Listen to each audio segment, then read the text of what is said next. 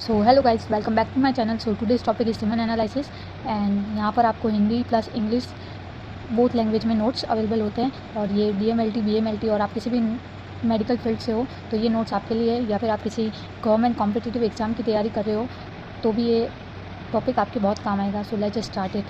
So, a semen analysis measures the amount of semen a man produce and determine the number and quality of sperm in the semen sample. Semen विश्लेषण एक पुरुष द्वारा उत्पादित semen की मात्रा को मापता है और सीमन के नमूने में मौजूद जो स्पर्म्स होते हैं उनकी गुणवत्ता यानी कि वो कैसे हैं और उनकी संख्या यानी कि उनकी संख्या कितनी है उसका निर्धारण करते हैं। रीज़न फॉर टेस्टिंग, लाइक कौन कौन से रीज़न होते हैं जब ये टेस्ट करवाया जाता है। तो सबसे पहला रीज़न है रिप्रोडक्टिव प्रॉब्लम, जो क्या करता है पुरुषों में रिप्रोडक्टिव प्रॉब्लम होती है यानी कि कॉजिंग फर्टिलिटी या बांझपन। एक होता है वेस्केटोमी सफल रही या नहीं।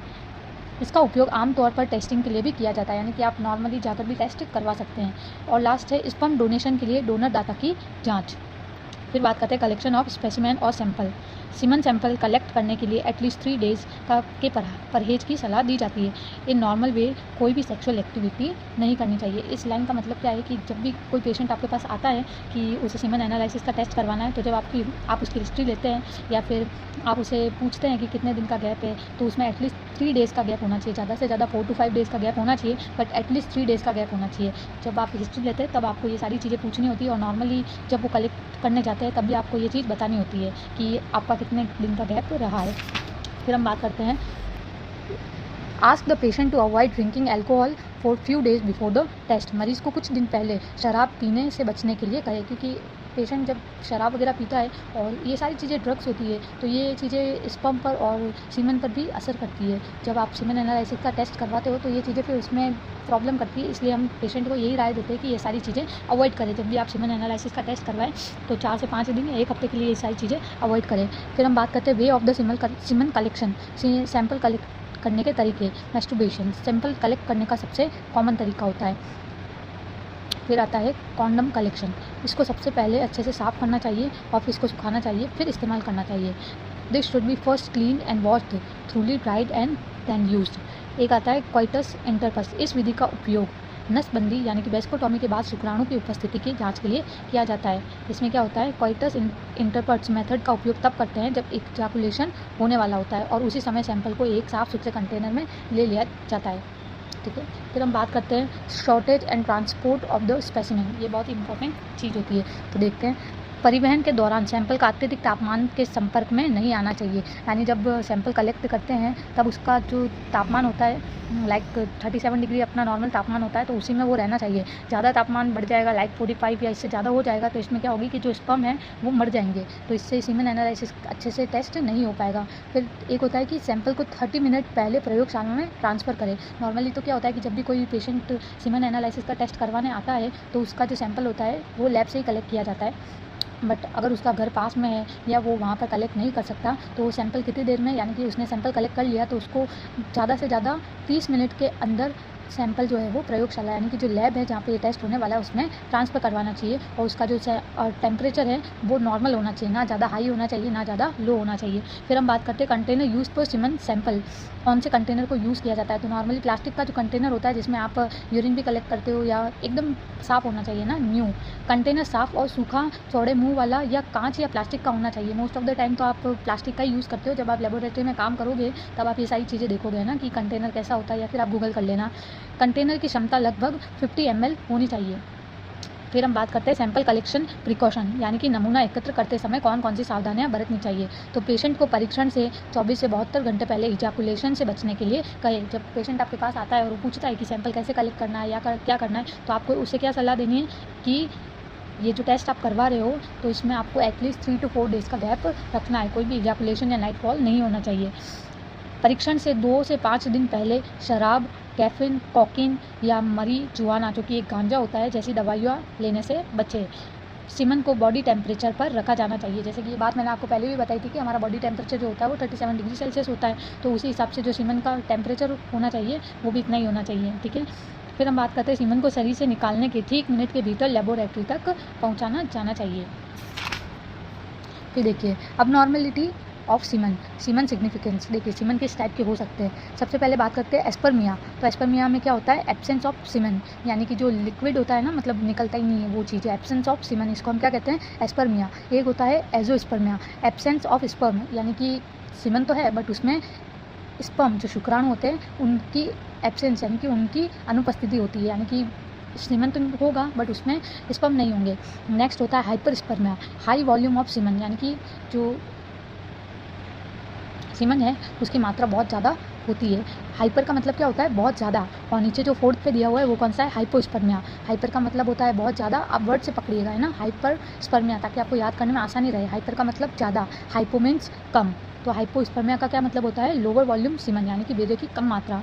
एक होता है ओलिगोजूस्पर्मिया, वेरी लो स्पर्म, यानी कि शुक्राणुओं की संख्या बहुत ही कम हो जाना, यानी कि जो स्पर्म है उनकी जो काउंट जब वो करते हैं माइक्रोस्कोप में देखते हैं तब उसमें जो काउंटिंग होती है स्पर्म की वो बहुत ही कम होती है। एस्थेनोजूस्पर्मिया, पुअर स्पर्म मोटाइलिटी, यानी कि जो शुक्राणु है वो अच्छे से गति नहीं करते हैं, मोटाइलिटी का ख़राब होना है या वो बहुत धीरे धीरे गति करते हैं। नॉर्मली जो करते हैं वो उनकी मोटाइलिटी होती है वो बहुत सही होती है, बट ऐसे तो एस्थेनोजूस्पर्मिया में क्या होता है कि उनकी जो गति होती है वो स्लो हो जाती है।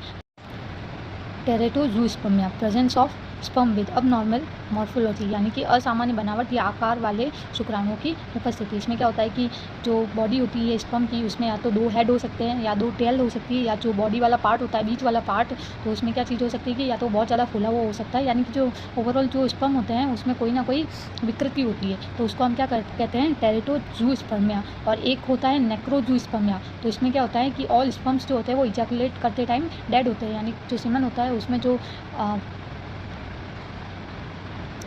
ये स्पर्म होते हैं वो डेड होते हैं, उसमें से एक भी जिंदा नहीं रहता। इसको, इस स्थिति को हम क्या कहते हैं, नेक्रोजूस्पर्मिया। फिर हम आगे बढ़ते हैं रूटीन एग्जामिनेशन ऑफ सीमन। तो हम सीमन में 3 एग्जामिनेशन करते हैं। सबसे पहले फिजिकल एग्जामिनेशन, फिर आता है microscopic examination and then chemical examination. सबसे पहले हम बात करते हैं फिजिकल एग्जामिनेशन। तो फिजिकल एग्जामिनेशन में क्या होता है, उसका फिजिकल स्ट्रक्चर देखते हैं कि वो कितना है, कितने ml में है, ये सब हम पढ़ते हैं, ठीक है। सबसे पहले हम बात करते हैं वॉल्यूम की। तो नॉर्मल जो वॉल्यूम होता है सीमन का वो 1.0 से 6.5 ml पर इजैकुलेशन होता है, यानी कि जो कंटेनर हम उन्हें देते हैं वैसे तो वो 30 to 50 ml का कंटेनर होता है, बट उसमें जो नॉर्मल वॉल्यूम होती है वो सीमन की कितनी होती है, नॉर्मल पेशेंट में 1.0 से, या नॉर्मल ह्यूमन में 1.0 से 6.5 ml पर इजैकुलेशन। अब नॉर्मल कब होता है, असामान्य रूप से कम या उच्च सीमन की मात्रा मौजूद होना, जो कभी कभी प्रजनन क्षमता संबंधी समस्याएं पैदा कर सकती है, यानी कि जो सीमन है उसकी वॉल्यूम बहुत कम होती है, 0.5 ml या 0.2 ml। तो ये सारी समस्याएं जब होती है तब क्या होता है कि जब रिप्रोडक्टिव जो उनकी सिस्टम या जो भी होता है उसमें प्रॉब्लम आती है, बांझपन जिसे हम कहते हैं वो सब। फिर बात आती है विस्कोसिटी, यानी कि चिपचिपाहट। सीमन की विस्कोसिटी ड्रॉपर की सहायता से चेक किया जाता है। यदि बूंद बूंद करके गिरता है तो इसकी विस्कोसिटी सामान्य है, लेकिन यह गिरते समय बूंदों की बजाय एक लंबे तार या थ्रेड की तरह खींचता चला जाए, जैसे कि शहद या गोंद की तरह गिरता है, तो इसका मतलब है कि सीमन बहुत गाढ़ा है तथा स्पर्म की मोटाइलिटी में बाधा आ सकती है। लाइक इसमें क्या होता है कि कंटेनर में आपने ले लिया और फिर हम उसको जब चेक करते हैं हर 10 से 20 मिनट में, तब हम उसकी विस्कोसिटी चेक करते हैं कि वो लिक्विफाई हुआ है या नहीं। फिर बात करते हैं लिक्विफिकेशन। नॉर्मली इजैकुलेशन के समय सीमन गाढ़ा होता है, जेल के समान होता है, यानी कि जब आप उनसे चेक करते हैं तब उसमें थोड़े नॉर्मल थ्रेड्स बनते हैं, पर कुछ समय बाद, यानी कि 10 से 20 मिनट बाद या ज़्यादा से ज़्यादा 30 या 40 मिनट बाद क्या होता है, उसके अंदर तरल बन जाता है, यानी कि वो लिक्विफाई हो जाता है। अगर नहीं हुआ होता है तो फिर दिक्कत होती है, ज़्यादा से ज़्यादा 1 घंटे का समय लगता है, इससे ज़्यादा नहीं, है ना।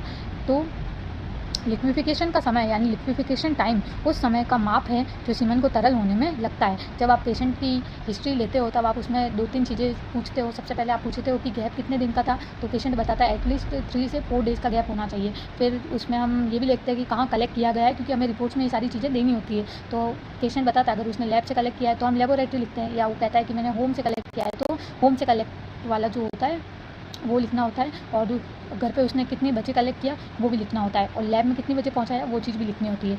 और फिर हम उसमें एक चीज़ ये भी लिखते हैं लिक्विफिकेशन टाइम की, कितने टाइम में वो लिक्विफाइड हुआ है, यानी कि वो बूंद बूंद करके कितने टाइम में गिर रहा है। फिर हम बात करते हैं अब नॉर्मल।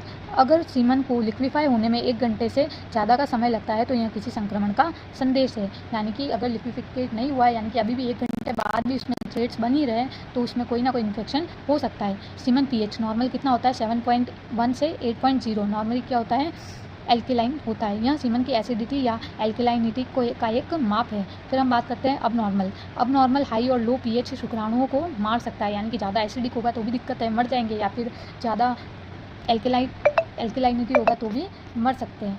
ओवरऑल शुक्राणु जो है वो डेड हो सकते हैं अगर अब नॉर्मल हाई और लो पीएच होता है। तो इसमें क्या है, शुक्राणु मर सकते हैं या अंडे में प्रवेश करने की उनकी जो क्षमता है वो भी प्रभावित हो सकती है।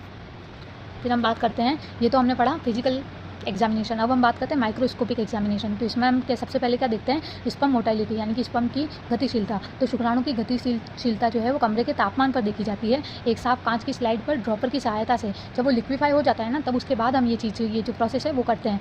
तो इसमें क्या करते हैं कि सबसे पहले हम उसे कमरे का जो टेम्परेचर है नॉर्मल टेम्परेचर पर उसको रखते हैं। फिर हम एक कांच की स्लाइड लेंगे और एक ड्रॉपर लेंगे, उसको अच्छे से मिक्स करेंगे। सीमन को हल्के से हिलाना है ना, ज़्यादा तेज़ी से नहीं हिलाना है, क्योंकि ज़्यादा तेज़ी से हिलाओगे तो स्पर्म जो है वो ख़राब हो सकते हैं। तो हम क्या करेंगे, एक साफ कांच की स्लाइड पर ड्रॉपर की सहायता से सीमन जो कि लिक्विफाई हो चुका है एक बूंद रखेंगे। फिर उस बूंद पर क्या करेंगे, हम कवर स्लिप लगाएंगे। सूखने से बचाने के लिए कवर स्लिप के किनारों पर वैसलीन लगाए। फिर हम क्या करेंगे, स्लाइड से माइक्रोस्कोप के 10x ऑब्जेक्टिव के नीचे परीक्षण करेंगे। जब स्पर्म दिख जाए तो 40x ऑब्जेक्टिव पर शिफ्ट करेंगे। 100 शुक्राणुओं में से सक्रिय रूप से गतिशील यानी कि 100 शुक्राणुओं का चयन करते हैं। फिर उसमें देखते हैं क्या क्या चीज़ें देखते हैं, एक्टिवली मोलाइट, स्लगिस मोलाइट यानी कि बहुत ज़्यादा एक्टिव है, अच्छे से है, सुस्त यानी कि मतलब धीरे धीरे गति कर रहे हैं, और नॉन मोटाइल यानी कि बिल्कुल गति कर ही नहीं रहे हैं। उन सारे शुक्राणुओं की संख्या को गिनेंगे। एक्टिवली मोटाइल नॉर्मल में कितने होंगे, 80%, और स्लगिस और नॉन मोटाइल नॉर्मली कितने हो सकते हैं, 20%। यानी ज़्यादातर अगर सीमन नॉर्मल है तो उसमें कितना होगा, 80% तो एक्टिवली मोटाइल होंगे ही, और बाकी के 20% स्लगिस और नॉन मोटाइल हो सकते हैं। फिर हम बात करते हैं स्पर्म काउंट। शुक्राणुओं को मैनुअली और ऑटोमेटेड विधि द्वारा गिना जा सकता है। सीमन के लिए कई मैनुअल गणना विधियाँ हैं जो कि निम्न प्रकार से हैं। सबसे पहले हम बात करते हैं न्यूबायर हेमोसाइटोमीटर, सेकंड है मार्कलर चैम्बर, नेक्स्ट है सेल व्यू विधि, और एक है माइक्रो सेल मेथड। सबसे पहले हम बात करते हैं न्यूबाउर हेमोसाइटोमीटर। इसमें क्या क्या चाहिए होता है, Neubauer chamber, cover slip, WBC pipette और माइक्रोस्कोप। सीमन डाइल्यूटिंग फ्लूइड कौन कौन से होते हैं, देखो फ्लूइड की कौन कौन सी रिक्वायरमेंट होती है वो तो देखिए, सोडियम बाइकार्बोनेट जो कि 5 ग्राम होता है, फॉर्मेलिन जो कि 1.0 ग्राम, और डिस्टिल वाटर जो कि 100 ml होता है। अब इसका प्रोसीजर देखते हैं। WBC पिपेट के 0.5 मार्क तक सीमन खींचें। फिर उसके बाद डाइल्यूटिंग फ्लूइड को 11 मार्क तक खींचें और अच्छी तरह से मिलाएं। न्यूबाउट चैम्बर के ऊपर कवर स्लिप को ठीक से रखें, और न्यूबाउट चैम्बर जो है वो एक तरह की स्लाइड ही होती है ना, जिसमें लाइनिंग वगैरह सब दी हुई होती है। अब क्या करेंगे, पीपेट की सहायता से कवर स्लिप के किनारे डाइल्यूट सीमन को डालेंगे। इस चैम्बर को 2 मिनट तक के लिए छोड़ें, और इस चैम्बर के द्वारा स्पर्म नीचे बैठ जाएंगे। चारों कोनों वाले वर्गों में शुक्राणु की गणना करें, जैसे कि WBC की गणना की जाती है।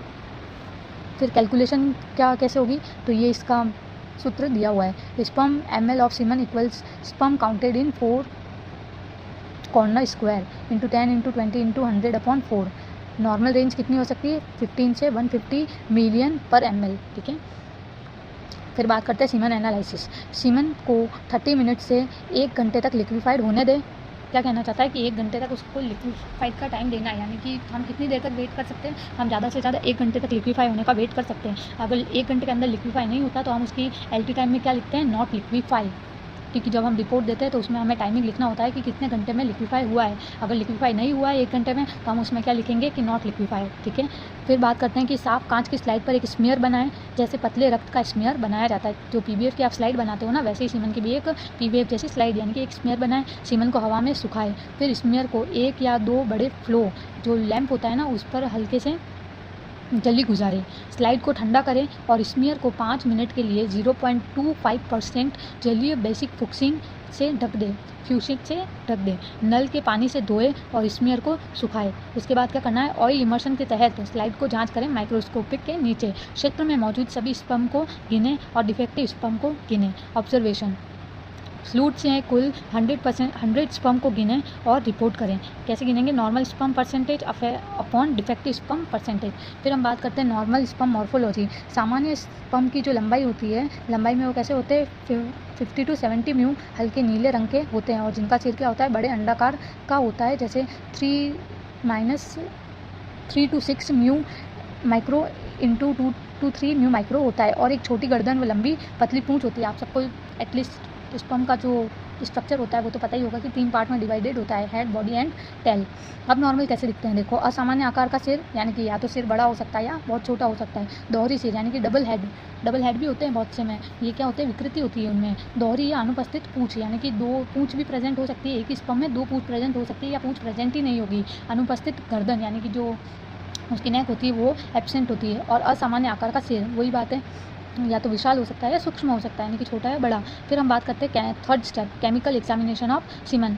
एक होता है सीमन फ्रुक्टोज। अब इसमें क्या होता है, क्लिनिकल सिग्निफिकेंस देखते हैं अपन सबसे पहले कि क्या चीज़ है ये। यह सीमन में फ्रुक्टोज नामक शर्करा की मात्रा को मापता है। आप सबको पता है कि स्पर्म में क्या चीज़ प्रेजेंट होती है, सीमन में क्या चीज़ प्रेजेंट होती है, और फ्रुक्टोज यानी कि जो शुगर होता है वो प्रेजेंट होता है ना।